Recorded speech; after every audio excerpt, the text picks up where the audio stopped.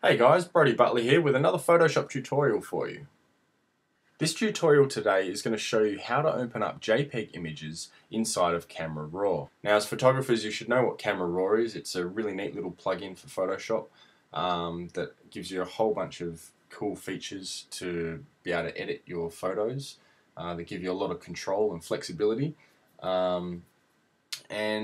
But not all photographers shoot in RAW, and not all photographers even have a camera that's capable of shooting RAW. You might just have a little point and shoot, and you want to make some changes to those files and take advantage of the features that Camera Raw offers.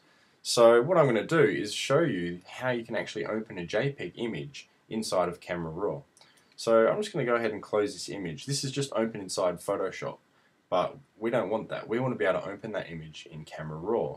So I'm in CS5 here. I'm just going to go to the File menu and go to Open and select my image.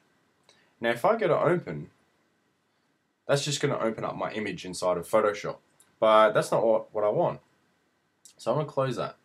I'm going to go to File, Open again, and I'm going to select my image, but this time down the bottom here we have a Format drop down, and in that drop down we have some options. And what I want to do is I want to select the Camera Raw option. So I select that. Now I click Open. Now what that's going to do is open my JPEG up inside Camera Raw. So now you can see here I have all the features of Camera Raw. I've got all my fill, light, exposure, white balance. You can muck around with the levels, the sharpening, black and white. Up on the top left here you have straighten tools, cropping, all that sort of stuff. So there's a lot of power that Camera Raw offers, and it's not just limited to RAW files.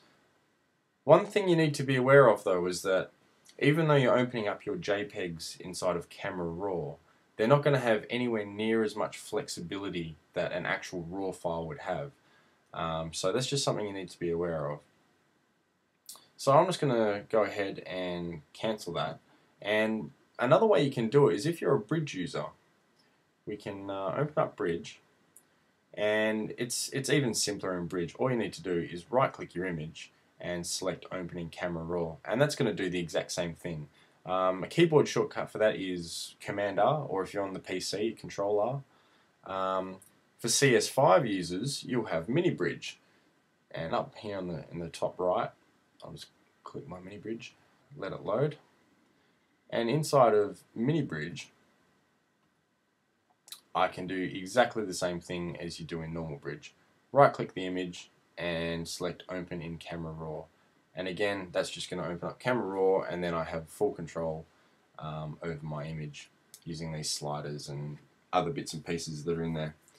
So that's really simple. Now, if you always work in JPEGs, and this is something that you're going to want to do all the time, you can actually set it up to do it automatically. So if I go up to the Photoshop menu, and go to Preferences and then File Handling. In here, inside the File Compatibility area, we have Camera Raw Preferences. So I'm going to go ahead and open that. Now down the bottom here you'll notice we have JPEG and TIFF handling. So what I can do is change this to automatically open all supported JPEGs. So what that's going to do is it's going to open all my JPEGs inside of Camera Raw. And you can also do this for TIFF images as well. So I'm going to do the same for that. So now whenever I open up a JPEG or a TIFF image in Photoshop, it's automatically going to take it to Camera Raw. So I'm just going to hit OK on that, OK on that. So if I go back to File, click Open, select my image again, and you see in the Format drop down here, we haven't selected Camera Raw. It still says JPEG. And I'm just going to hit Open.